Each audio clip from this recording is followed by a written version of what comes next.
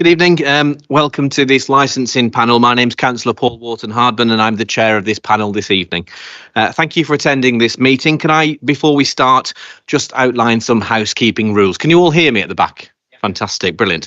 So there's no planned fire alarm, so if the alarm does sound, please leave via the doors you've just come in, and the exits are in the tide rooms next to us, and then we'll congregate on the car park. Can I please request that all mobile phones are either turned off or on silent, please, for this meeting? Thank you.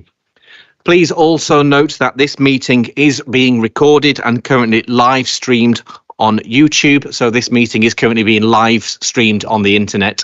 So for your attention, please can I ask everybody present, if you are going to speak today, you press the speak button on your microphones when it's your turn to speak, when I bring you in. And then when you finish speaking, please press it again to turn the microphone off. If there are any councillors watching on Teams, please do mute your microphone for the whole of this session. Thank you. I'll now ask everyone present at the hearing to introduce themselves. Once again, I'm Councillor Paul Wharton-Hardman and I'm chairing the panel this evening. Councillor Emma Stevens. Councillor Peter Gabbett. David Whelan, the legal advisor tonight. Justin Abbott, licensing officer. Ruth Remington-Clark. Thank you. I'll now ask the applicant, please, if you could identify yourself. Thank you. Craig Hogan-Farnworth, committee member, Leyland Warriors. Lynn Lancaster, licence holder. Daniel Armson, active member at Leyland Warriors. Thank you. And the objectors, could I possibly ask you to introduce yourself as well, please? Nigel Morrell of Greenside Gardens, Leyland. David Sutton. Sorry. David Sutton, also a resident of Greenside Gardens. And Adrian Dockeray, also from Greenside Gardens. Thank you. Okay, we'll now proceed with the agenda. Can I ask, do we have any apologies for absence? No apologies, thank you, Chair. Thank you. Okay, members are requested at this stage to indicate in the proceedings if there are any items on the agenda in which they want to declare an interest. Members are reminded that if the interest is a disclosable pecuniary interest, they must leave the room for the whole of that item. Does any member have any interest to declare? Nope. Fantastic. Thank you. I'll now outline the procedure for this evening so everybody knows how we're going to work this meeting. We will, of course, you don't need to remember this. We'll come back to it if we're struggling, so please don't worry. So what will happen to begin is the licensing officer, Justin, will outline the application briefly. The applicant, so yourselves, will then be invited to put forward any information in support of your application, including the calling of any witnesses if you wish to do so. The objectors will then be able to ask questions of the applicant based on what they've heard and called any witnesses again should they wish to do so. The objectors will then be asked to put forward any information in support of their objection, including the calling of any witnesses should you wish to do so. And the applicant will then be able to question or raise questions with the objectors in relation to what they've stated. Following that, I will ask the applicant, in light of everything they've heard this evening, if they wish to amend their application in any way. And we will only consider the application laid before us this evening in our decision making. There'll then be the summing up. So the objectors, you'll be able to briefly sum up your case. The applicant, you'll be able to sum up your case. And then I will ask the legal authorities, the representative, to provide any legal advice before the meeting is closed for deliberations. At that point, the public will be excluded from the meeting, any officers who are not involved in the deliberations. So that'll just be the panel left, the legal advisor and the Democratic Services Officer. And then we'll go into private deliberations regarding our decision and what we make from a judgment point of view. The decision will then be issued to the applicant and any interested parties within 5 working days after the hearing meeting. And following that, there will be a 21-day window to for anyone to appeal to the magistrates' court if they're not happy with the outcome of the hearing this evening. Okay, I'll now bring in the licensing officer to outline and present the report to the committee. Thank you, Chair. The application before you today is an application for a new grant of a premises licence under the Licensing Act 2003. The applicant, Leyland Warriors Rugby Club, seeks the grant of a new premises licence to sell alcohol. The hours of operation will be Wednesday to Friday, 5 until a terminal hour of 10 o'clock in the evening, and Saturday and Sunday from 10 o'clock until a terminal hour of, again, 10 o'clock. No relevant authorities have made any objections to the application. We've had 3 objections to the application, which can be found in Appendix 1, Appendix 2 and Appendix 3. And the hearing today is to determine whether to grant or refuse the premises licence in line with the licensing objectives, which are the prevention of crime and disorder, public safety, prevention of public nuisance, the protection of children from harm. And that's my submission. Thank you, Chair. Thank you. I'll now ask the applicant to put forward any information in support of their application, including calling any witnesses. Thank you. Thank you. Yeah, I just want to give you a bit of a snapshot of what we're doing and why we're doing it. So I think that there may have been some potential confusion that we're on in a pub. We're not. So Leyland Warriors have been part of the local community of Leyland since 1993. Which means this year we're celebrating 30 years of providing a safe, fun, friendly and environment for both male and female rugby players. We have a very wide range of ages. Their youngest players starting at the age of 4, up to its oldest playing member at the Bryport age of 67 in our Masters team. Our ethos and club constitution focuses completely on developing good people with a fully inclusive approach. No matter age, sex, ethnic background, disability or playing ability, you'll always be welcomed down with open arms to Leyland Warriors. I was proud to be part of the first ever team in 1993, and I've seen the club develop up and down during that time. Bit of history for the most recent years. I think COVID affected many people in many different ways. A rugby club that's formed and funded purely by membership from its own members. We were so severely impacted by basically people finding other things to do when they couldn't come down to play rugby league or train due to restrictions that were in place. So prior to COVID, we had 250 youth members. So a youth member we consider from the age of 4 up to the age of 18 to our under 18s when they then become adults in rugby league. Due to many factors, playing numbers have diminished. We're now at just 96 members throughout our whole range. We've had teams fold. Most recently, our under 16s and the 17s, who are kind of our future for our club, left due to reasons that I'll go on to in just a second. We've also had a huge hit in our senior section. Any rugby club is built based on a successful senior section. We've had our men's open age team. We had 2 teams and we were very well respected in the northwest of England in rugby terms. They folded. Our men's rugby union team also folded. Our ladies rugby union team folded. And as I mentioned just a short time ago, the loss of our under 16s and under 18s was probably the biggest blow to us as a club. We've developed those players from the age of 4 to 6 up until they left at that age. That's time, effort, investment, money in trying to convert people into good rugby league players, but primarily good people. That's our, like I said before, our club ethos.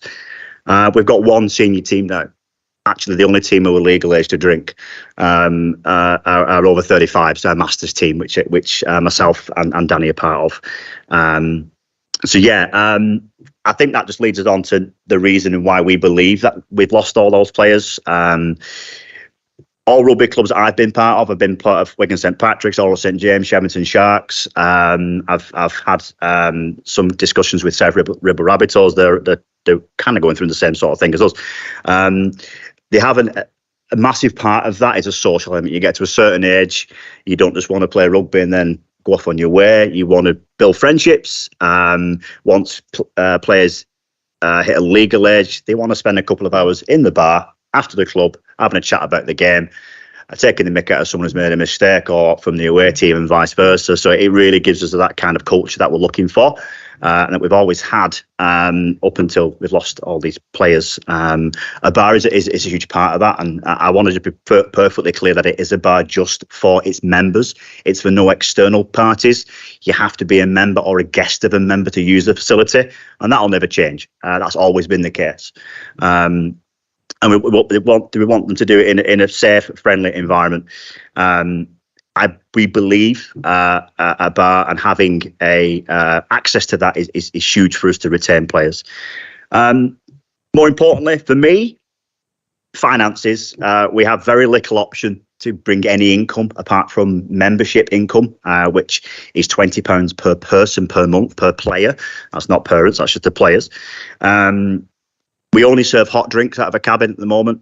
We only serve snacks, which on average brings about £100 of revenue a weekend.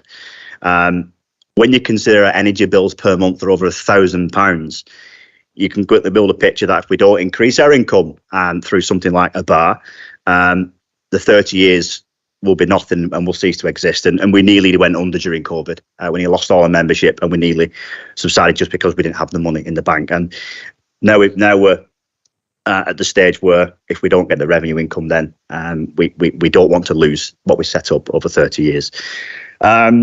A bar offers us the opportunity to bring in an estimated £2,500 net profit per month, which will go a long way to invest that back into our youth teams. Every rugby club, the business model is very simple. Your senior section funds your youth section and development of those players to give them a place to go to, for equipment, for license fees, for registration fees, for insurance, and general bills. The list is endless.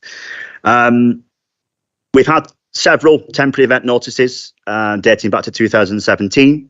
All of which, to my knowledge, we've had no local complaints. I queried this before I put this pack together. This included an event we held in 2020. It was actually the day before the first lockdown, or the few days before that. We had 17 teams come down to Leyland Warriors that day. We ran it successfully. We also invited 10 local businesses down to come and sell crafts, gifts and food that were, again, helping other parts of the community. We had outdoor music that day. It stops at 6 p.m. and I don't see that changing. The license is kind of a wide remit up to 10 o'clock. That's never, ever going to happen, purely because our days of operation are purely built around training and games. I just want to give you kind of a snapshot of a typical week at Leyland Warriors in terms of what happens. So although not restricted to these hours with the license, the bar will predominantly be open on training and match days, in accordance with any approved licensing hours. Monday, Tuesday, completely the club's not open. So we may have some odd training sessions on a Tuesday night, but the club doesn't even get open. People choose the pitches. Wednesday, we have a senior training session from 6:30 till 7 p.m. I've no doubt the guys might want to drink a pint or two after training. That we wouldn't need. We put 10:30 on here, but people have homes to go to. Everyone drives to training. So we have junior sections on Thursday, which train from 6 till 7. Again, both of them are April to October. We don't have a floodlight facility at Leyland Warriors because it costs £50,000 to do so. End of October, there's no training until the clocks change again in the end of March. Friday, nothing. We don't do any training on a Friday night. We may meet up for a catch-up on a Friday night, but again, predominantly lads who of the legal drinking age will drive down anyway, or just in passing. But we do have obviously a lot of local lads who are based. Saturday, a busier day at the weekend. Obviously, it's a rugby club. We play a sport. Junior training is 10 to 11. Senior games operate from 12 till 3. The games finish at 3. The bar will be open for a few hours after that. Very rarely would have anything going past again. We had a big event a couple of weeks ago, which we had a recent temporary event notice for. It closed at 6. We only got the 10 till 6 o'clock because that's all we needed. Sunday, junior games. There's no senior games ever on a weekend. And I'll say that because the junior games, the juniors, they're not going to be drinking. It'll be the parents who'll just want a drink while they're watching the kid play a game of rugby and maybe socialise for a couple of hours with the opposition team and parents say, how did that go? How's your guys going? And then it'll be closed. So yes, we put the application in for these hours. They'll never run to those hours. So based on that's an average snapshot of pretty much 95% of every week at Leyland Warriors. So apart from the odd events where we may go a fundraising event or something like that. I just wanted to run through that because that's just the position where our club is and the position why we're doing this. It's to give us a sustained regular income to protect the future of the club. And that's pretty much the main sole reason why we're doing what we're doing, why we put this application in. That's all from me. Thank you. Does any of your colleagues want to speak at this stage? Okay, I'll first ask if any member of the panel wishes to ask any questions of the applicant. Thank you, Chair. I just wanted to ask, I know you mentioned that it was primarily going to be a members only bar. Is that something you'd be willing to have conditioned as part of the licence? Yes. Absolutely. Yeah, it is a members club. We survive on memberships. That said, if someone was walking the dog past on a Saturday afternoon and said, "Oh, I might watch a game of rugby," if we just say members, then we have that, don't we? We have that issue. So, if it makes more sense and easier to just have members and guests of members, because a parent's not a member, they're a parent, and guests of members, I mean people who are coming down to trial the club or away teams with their parents and their children, etc. Is predominantly for our members, and the way we grow our members is having somewhere for people to be. And then looking at the application that you put in, I know you've mentioned it there, the times that you put for Saturday and Sunday, you ran through and said sort of like 10 a.m. open, and that sort of the latest on one of your events was 6 p.m. I was just asking why have we put in an application for 10 till 10? We were advised that the morning's fine. We have people down at that time. So it was just when one of our Ian English, his apologies, he can't be here tonight, he's in COS. Lucky him. It was just what we were advised to put down. Now, we've had discussions within our committee before attending tonight, and we've been more than comfortable changing the time till on a Saturday and Sunday to 8 p.m.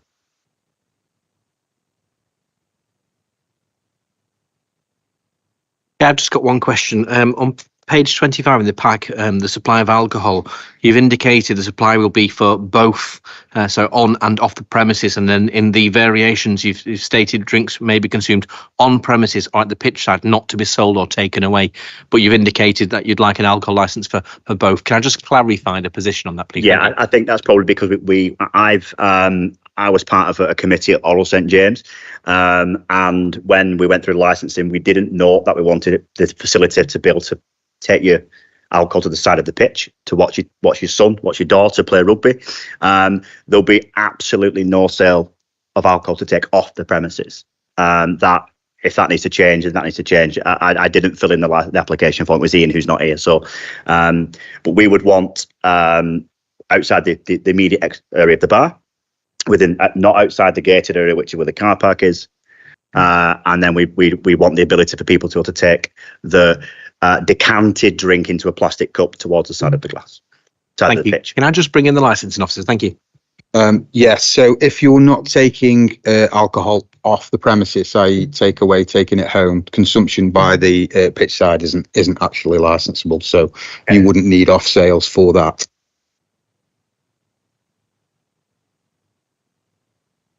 Thank you. I'll now ask the objectors. So this is your opportunity to ask any questions of the applicants and not put your case. That's coming up next. So any questions you have currently of the applicants.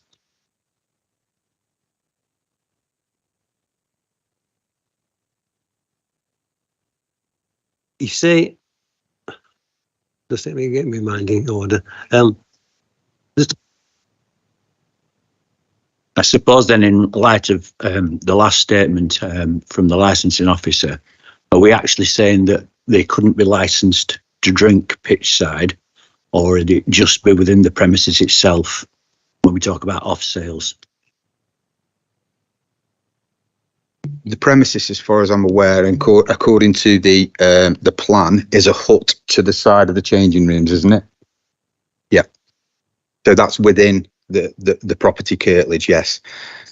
They can still drink at the front of the pitch without it being licensed, because the consumption of alcohol, i.e., so if someone takes a pint and just stands outside the front of the changing rooms or where the licensable area is, consumption is not licensable. It's only the sale and appropriation of that alcohol that is the licensable activity. You say it's for members only, club members only. Then why have I seen adverts for it on Facebook? The adverts were for our most recent open day, which we had a 10 for, so it's completely separate to this license. We had a temporary event notice from 11 a.m. till 6 p.m. that day to invite people down to boost our memberships. We need to promote the club, and if we don't have people coming down, we don't want a closed door when we're trying to recruit the different age groups. So it was an open day, purely and simple as that. So, and we would hopefully be able to have more open days where we can grow each age group throughout that. Again, we have to be totally thinking about our age groups that we're trying to recruit for. The 90% of them can't drink because they're too young. But we do obviously have parents who will come down who will, who will maybe want to drink. So yeah, that on the 15th of July was our summer family fun day, which incidentally was probably the wettest day of the year, so it didn't go too well. But yeah, we had a temporary event notice for that, so we could publicise that. But unfortunately, it's been closed since then. But it didn't make it clear that that was just for the one day. It said one day on it, because it said the 15th of July. There was a comment about your beer is reasonable, it'd be cheaper than Wetherspoons. So is that giving the wrong impression? It was reasonable. But yeah, that's fine. I mean, if it's just in a bit of wording, but we printed off the temporary event notice and it was displayed in the bar, showing the date and the times it was only valid for. And since then, it's been closed and switched off, which incidentally we've just lost. Maybe we were in hindsight, we're a bit hasty buying stock because we didn't believe we would have too many problems. But we've had to send back £700 of the drink because it's gone off in that time period. So that's something we'll learn from. But we'll have to hopefully recruit that back at some point by being able to sell something. You say that the music will stop at 6 o'clock.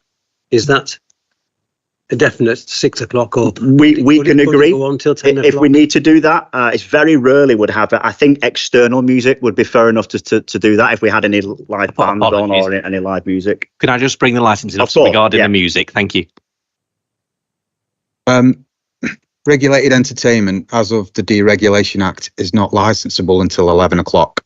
So any music that may be taking place is not licensable till 11 o'clock in any venue. From the application, I thought it looked like it was for alcohol and for music. Yes, in the application, the original application, it did say that they wanted late night refreshments and regulated entertainment, but that was through a lack of knowledge of the Deregulation Act, basically. So both of those have to be after 11 o'clock for them to be a licensable activity. Would there be any, if it was possible, would there be any sort of limit put onto the volume of the music, or could that be controlled? Apologies. The questions are to the applicant. Apologies. Thank you. So will there be any sort of control on the volume of the sound and music that's outside? Yeah, we're not a nightclub. We're a family rugby league club, and we have a duty of care. Majority of our members are part of the local community as well. So we want to be part of that. We want to still be strong in that. So we've no reason to try and upset anyone for that. But yeah, I'll take you back again just to the event we had on the 15th of July this year. We had a speaker outside during the afternoon, which incidentally got ruined because it got wet. And after 4 p.m. it was inside, because we had it at 10 till 6 p.m. And it's inside a very small red row cabin. It's an old show home. That's all it is. So it's not very big at all. And yeah, we could, again, it's common sense for me, and the committee are very keen on making this a success for the club. And so, yeah, we'd have no concerns in using our common sense to regulate the volume of the music. It purely is not a bar. It is not a party area. It is an area for our members to have a drink after a game of rugby. Just before the next question, could I bring the legal services manager in just on that point, please? Thank you. Yes, it may assist the objectors. Obviously, the council has powers under its environmental health legislation. So if any kind of noise nuisance is being caused, we would be able to intervene on that ground, even though it's not a licensable activity. So it's not as though it would be an environment that wouldn't be controlled in any way. But you couldn't turn out at like 10 o'clock in the evening to sort of to regulate it. I didn't quite catch. Well, you wouldn't. If the noise was excessive at 10 o'clock in the evening, the council wouldn't turn out at that time to come and monitor it. Well, we do have out of hours, monitoring officers, enforcement officers will potentially attend if there was an issue. Yes. So from a licensing perspective, you're saying after 10 o'clock. So they would, if this application is granted, they would be operating out of their operating schedule. So they would be in breach of their license. So yes, we would take action. And just back to that point, we would be more than happy to agree the licensing to change to 8 p.m. at a weekend. Again, when we want to work with the local area. And yeah, I've been back at this club at a master's perspective, so over 35s for the last 7 years. I've not been in, the latest I've been at the club was 6:30 on a Saturday, because it's not the biggest place in the world. So there's plenty of other places in Leyland Town Centre that people go later on. So that's why we always stay around and make sure the club's closed at a suitable time. Because I noticed from your application that the plan you submitted is very indistinct as to where the properties are. You say where the club is, but when you look at where the residential properties are, it's very indistinct. They're very, very faint, and you can't see. That's why I wondered whether would the panel, any of the panel, be going out to the site to check how close the club is to the properties. Just apologies. So the panel have had opportunity to view all the plans and take advice prior to tonight's meeting, should they choose to do so. We're still at the stage of any questions. Do you have any further questions for the applicants? Thank you. Does any other objector have any questions for the applicant at this stage? Thank you. Okay, now I will ask the objectors. You are now invited to put forward any information in support of your objection, including the calling of any witnesses. Thank you. Okay. I'll start first of all by saying, as a group, of residents, we have no issue with children and adults playing rugby in, after all, what is an amateur rugby club. We've supported the rugby club through a number of years, tried to keep an active eye on the rugby club, let people know, Phil, in the past when there's been disorderly situations and motorbikes riding and so on and so forth on the fields. But after all, this is an amateur rugby club. I think what we've done, and I have put together a series of notes which I can give you all a copy of, if that would help, and I can just discuss it from there. Just bear with me a moment. Can I take some legal advice? Thank you. I mean, normally I don't think we would permit those notes, but if they are going to be shared, they'd have to be shared with the applicant so that the applicant would have a chance to. Are these in addition to the representations you made? Yes. Well, then they can't be considered then. Right. I'm more than happy for you to read your objections. Yep, that's fine. Out. Apologies. Thank you. No, that's fine. Okay. Under the prevention of crime and disorder, then, we currently have issues with drug dealing disorder, canisters and balloons, and such like all over the car park area. I visited the police station a number of times, and we phoned 101 on a number of occasions. Riding of unauthorised vehicles also reported to 101. Protection of young persons also seen riding with no helmets on paths at speed. 101 calls, visit to the Leyland Police, and it's actually mentioned on the Warriors Own website. Arguments and fights within our area at night time, observed by the neighbours. I note that the main CCTV camera seems to be missing from your car park now. Apologies. I have to press that. I'll bring you in shortly. So apologies. Thank you. I'll bring you in after this. Apologies. No, it's fine. Sorry. Yep. So, yep, I have a photo of that, but obviously from that side of things. Recent incidents of antisocial behaviour requiring 3 police cars, a police dog, and such like to be able to manage. Yet again, I have video evidence. And we live not 100 metres from the Warriors Rugby Club. Gatherings of young people consuming substances and alcohol are ongoing problems in the area. I've made various calls to 101 and we've visited the police station on a number of occasions.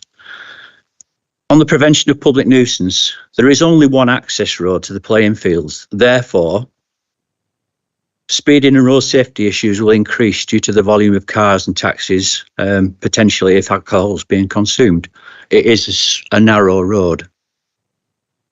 If the overcall car park is not open, parking on the road continues to be problematic, meaning there is limited access for emergency vehicles in the event of emergency.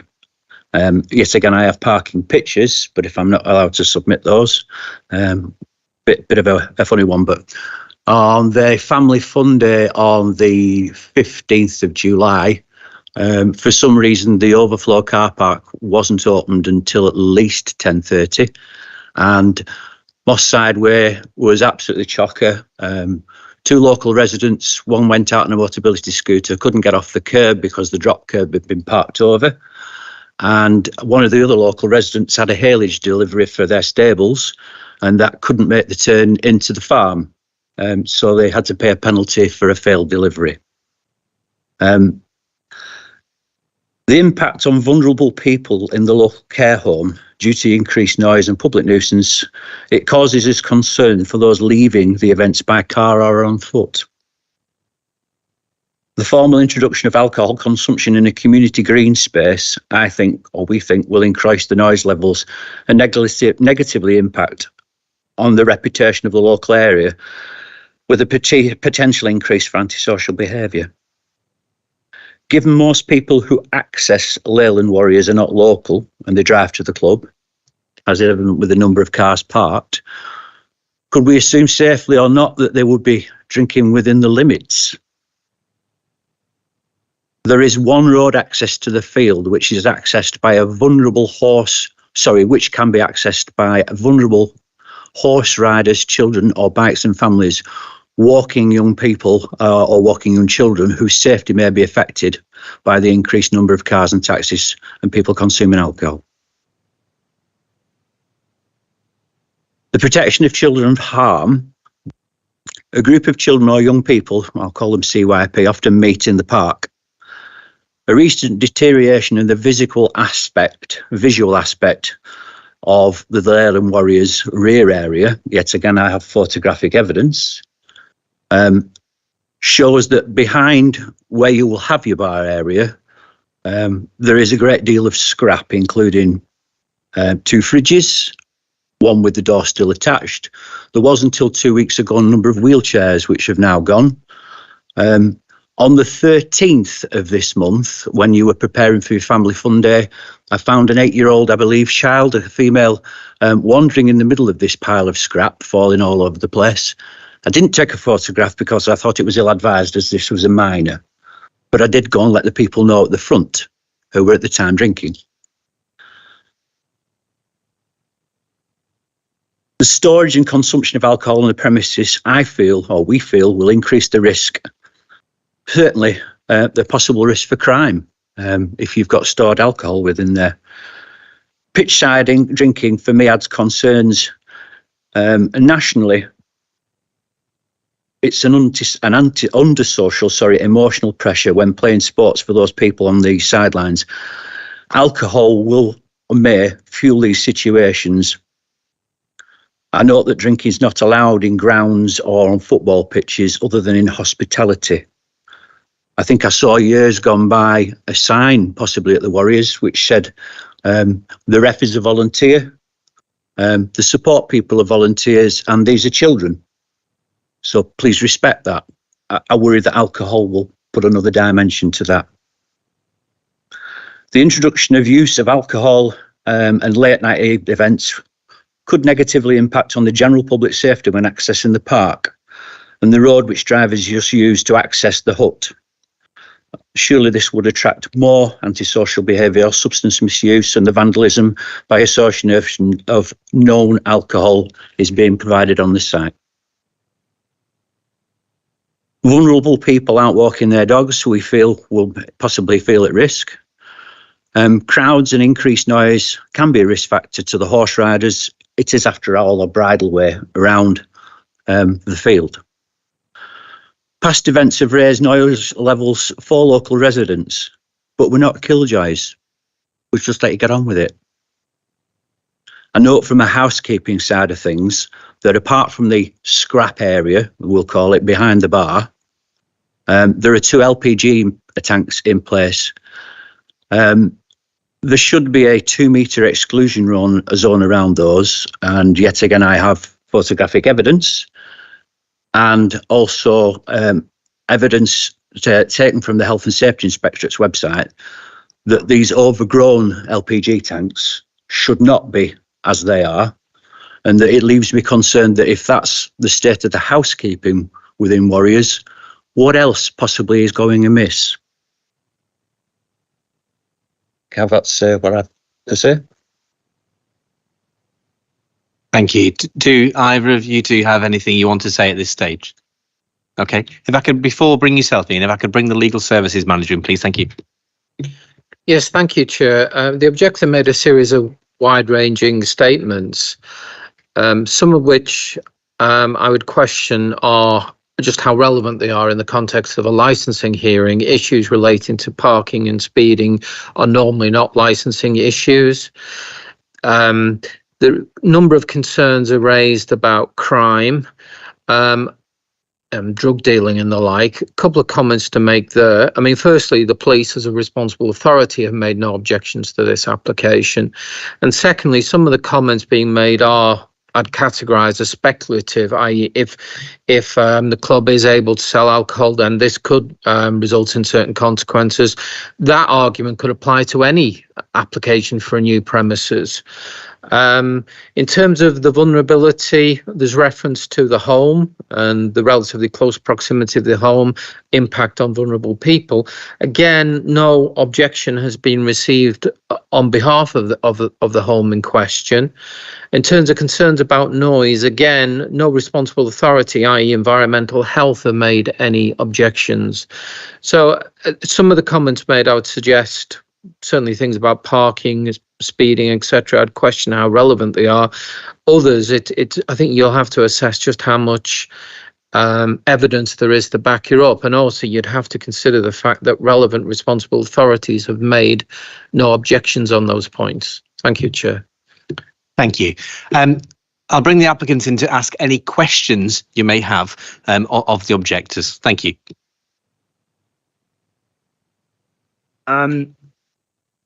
I suppose not a question, it's more just a statement, really, that we do suffer on the same antisocial behaviour as the residents will do around that area. We spend thousands of pounds a year repairing things. We've had 4 of our rugby posts pulled down in the last 6 months by people climbing on them, pulling down. I mean, it's on a Saturday morning we come down when all the youth teams are training, and we can't put them on the pitch. Because we see people, and myself and Danny, we train with the Masters on a Wednesday, and we've got drone footage of one of our Masters players seeing them do it.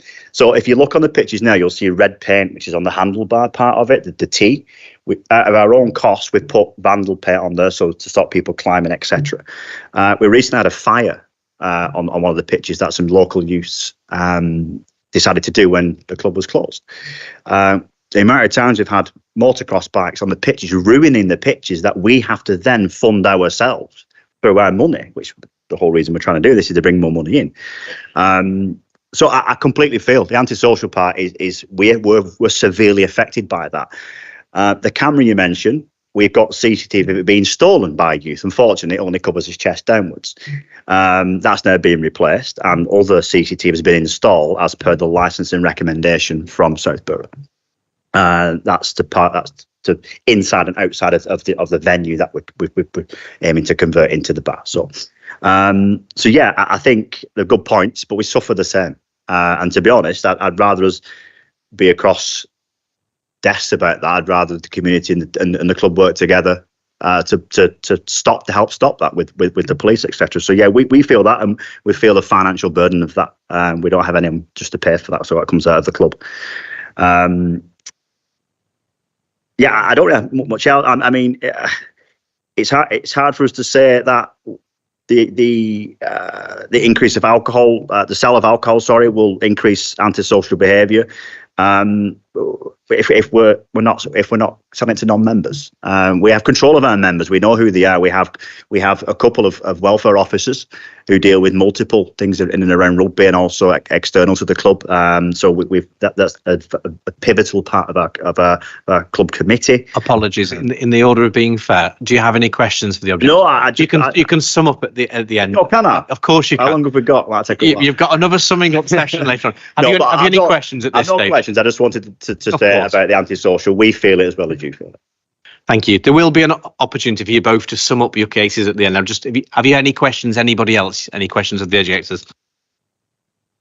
Sorry, just with the antisocial thing, just whether you considered our presence being felt more there with the opening of the hours and having the bar, whether that had acted a deterrent to the antisocial behaviour as a deterrent for them actually coming on, because you see it's not an unused space. I don't know whether. I mean, there is a possibility of that. I think, as you say, though, there is also a possibility that that may happen on a Monday, Tuesday, when you're not there. It may have a positive effect on that, but I suppose it's within the hours again, isn't it? Yeah, I understand. But us being there will have the impact which we want, which would be as a deterrent for. They don't know what days we're going to be there. Obviously, they'll learn, but what days we are there would bring that down. So, and if you're going down, that's only good for you as residents, and obviously us as a club for external funds and what have you. Thank you. Have you any further questions? No. Okay. Not a question, but we'll pick up about you mentioned about the area behind the bar, this potential bar area. That there has been some success on that. The wheelchairs were there because we were waiting for Sport England to collect them for England Disabled Rugby. Apologies, I'm being. So I'll catch up afterwards. That's Thank you. Brilliant. Thank you. Can I ask another question? Apologies, the questions are currently being asked of you, sir, in the nicest possible way.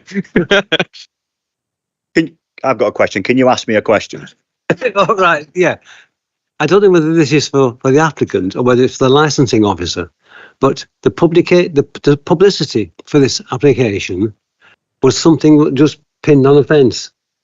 We all got to know by word of mouth. It's a relevant question. I'll bring in the licensing officer. Can I answer that? Yeah. So I think the unfortunate reality of licensing applications is a lot of people confuse them with planning applications. Planning applications, you have to notify all affected residents. The Licensing Act, you don't. You have to put it in the local press, and you have to put it on the premises of where the premises license is going to be. And that is all is required under the Licensing Act. Enough, but for us as neighbours, if it hadn't been for one person seeing it and passing it around the area. Thank you, sir.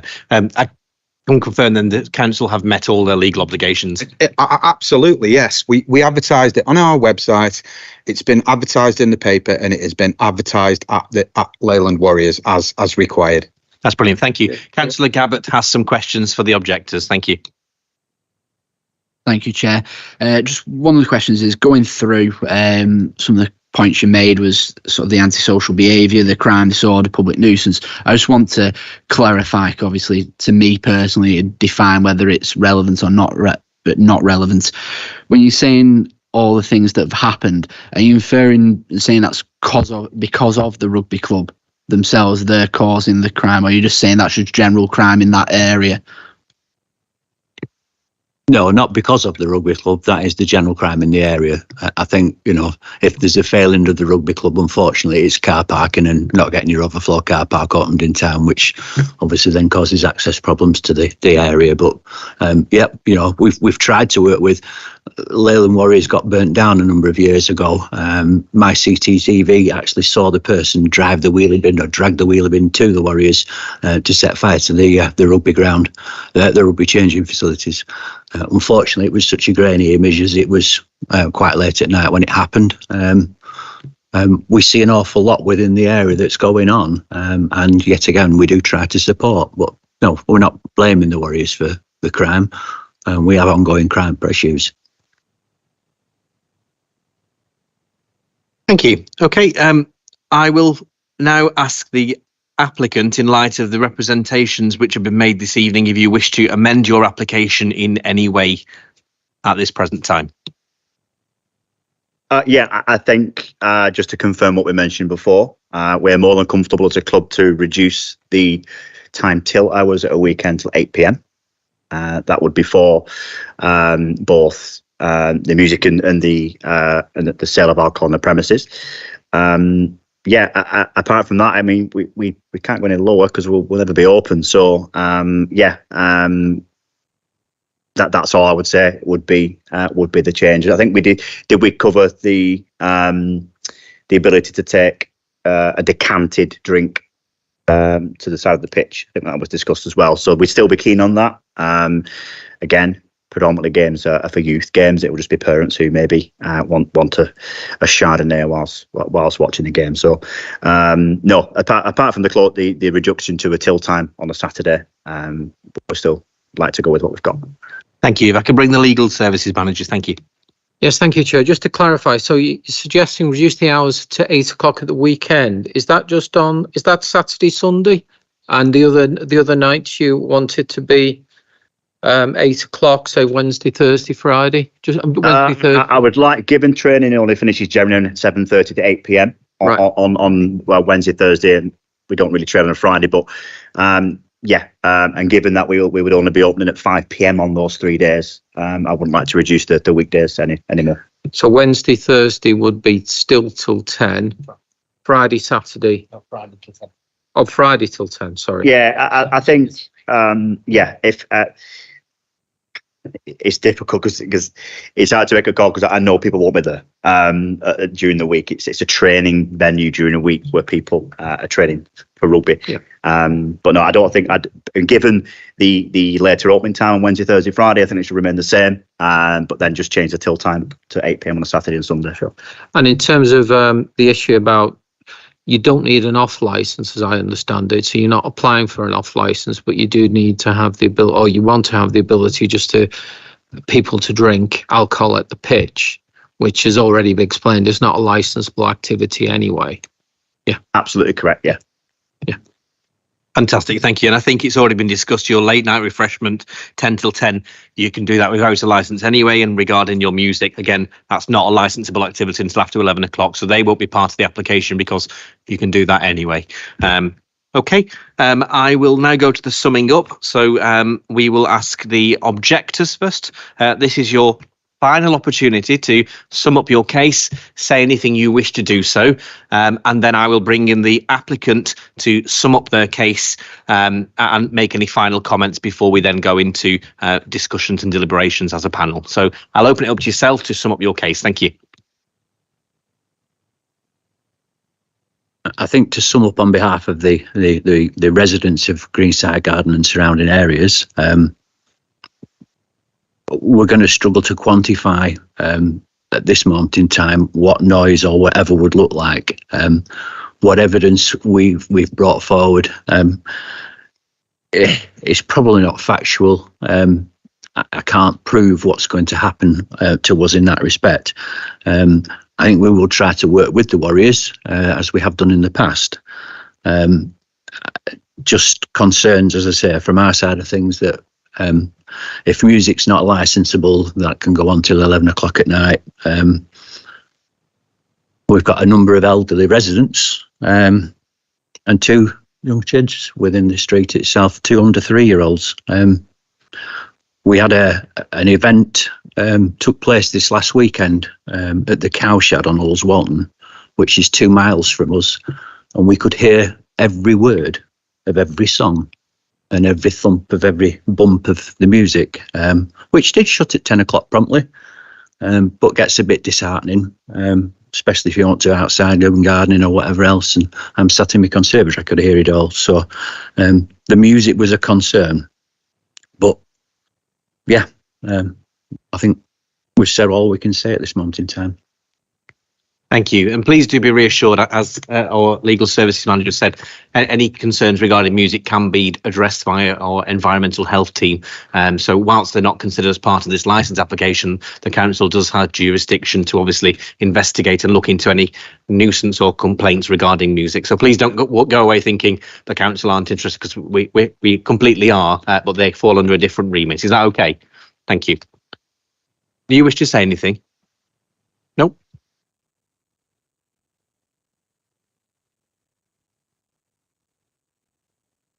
Nope. Okay. No worries. No, it's fine. I want to make sure you've had your sign. Nothing else to say. Fantastic. Okay. I'll bring yourselves in to sum up your case. Thank you. Yeah, thank you. Just to go back to the very start, this is not a pub.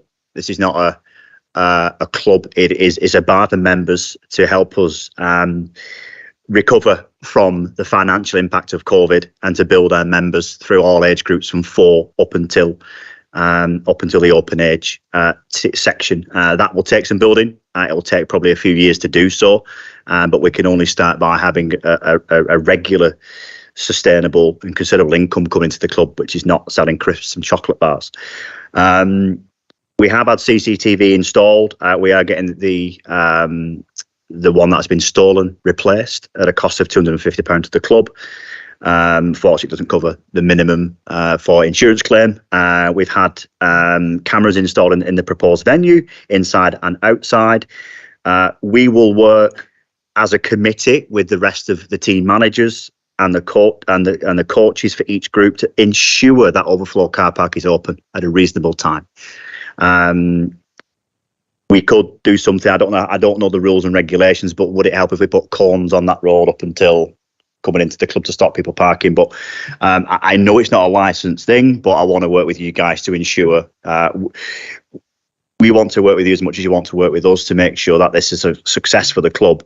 I can give you contact details of many people at the club, including my details, mobile number, if noise ever becomes a concern, which I do not believe it will do particularly with the reduction of hours and the real use case of what we're trying to do here, rather than create a nightclub. We're just creating a little bar. So, any concerns in terms of the state of the facility, like you mentioned about all that behind what came out was actually inside that Red Row building when we had to put it there and wait for collection. So any concerns, again, I want the community to work with us, and I want us to rebuild and be part of that moving forward. So, I think personally, just thank you for your time and for everyone's time. But I think we have a plan to kind of rise the club up from where it's going. And for someone who's been involved since '93 at this club, I would hate to see it not be there. Particularly, there's not many rugby clubs around our area. For particularly the youth side of it, we've recently just set up an SEN team, which is going really well. So that's for children with autism and people with extra needs, and that's really important for us that we build that side of it, as well as the female game down at the club, which is probably the fastest area of the sport growing. So anything we can do to encourage members will benefit us as a club, and hopefully help us survive. But yeah, so I don't think you guys have got anything to add. I'll add something. Yeah, I will. I'd just like to add that we take all responsibility of the Licensing Act. We've a few of us have done the Challenge 25 online to ensure that there's no selling to anyone under that age. So we are taking everything responsible and doing everything we can. Thank you. Does anybody else wish to add anything from your side? No? Okay. I'll ask the Legal Services Manager to provide any other matters that need to be raised or resolved before the meeting is closed for deliberations. Thank you. Yes, Chair, there's not a great deal to be said, but one basic point I'd like to make, hopefully as some kind of reassurance for the residents, is that if the panel is minded to grant the licence tonight, that's not necessarily the end of matter. And if at some future date problems do occur, then there is the ability to review the licence. And on review, hours can be looked at again, additional conditions can be imposed, and indeed, in extreme circumstances, a licence can be taken away. So this is not the end of the matter. So it is. If you were minded to grant the licence, well, A, as I've already explained, environmental health still have powers to assess noise nuisance, and B, the licence can still be reviewed. And now the only other thing, Chair, is just whether you just wish the licensing officer just to take us through the conditions that will, in any event, be imposed, assuming you were minded to grant the licence. Thank you. I think that would be useful for everybody here, really, if we are minded to grant the licence, which we'll obviously discuss following this meeting. If that is granted, what conditions mandatory imposed, that would be really helpful, I think, to put people's mind at rest as well. If you could, that'd be, give us a brief synopsis. Thank you. Yeah. So it's just a quick overview. There are mandatory conditions that apply to weights and measures in terms of what can be dispensed in the bar, but these are generally conditions that are put on by the police and ourselves and agreed with the applicants, and are mandatory that we put on to promote licensing objectives. So, for instance, CCTV will cover all entrances and exits, and it will retain the footage of the CCTV for 28 days at a minimum. Signage needs to be up saying CCTV is in operation. A Challenge 25 scheme will be operated in all premises where the required passport, driving licence, pass card or HM Forces cards. No persons under the age of 18 will be permitted in certain premises after certain times. All members of staff, which the lady alluded to, will be trained under the Challenge 25, and they will also keep an incident book. They will have refusals logs there, and they will also have regular training from the license holders, so from the designated premises supervisor. So anyone who sells alcohol at the venue would have to have authorization from the designated premises supervisor to do so. So these are just some of the conditions that we would impose on the license to make sure it's compliant. That's brilliant. Thank you. Okay. The panel are now going to go into private deliberation, so I would like to thank you all for coming this evening. As I said before, the decision notice will be issued to the applicants and interested parties within 5 working days after today's meeting. And should you not be happy with the outcome of that, either party has the opportunity to object to the magistrates' courts within 21 days. So thank you very much for joining us this evening, and good night.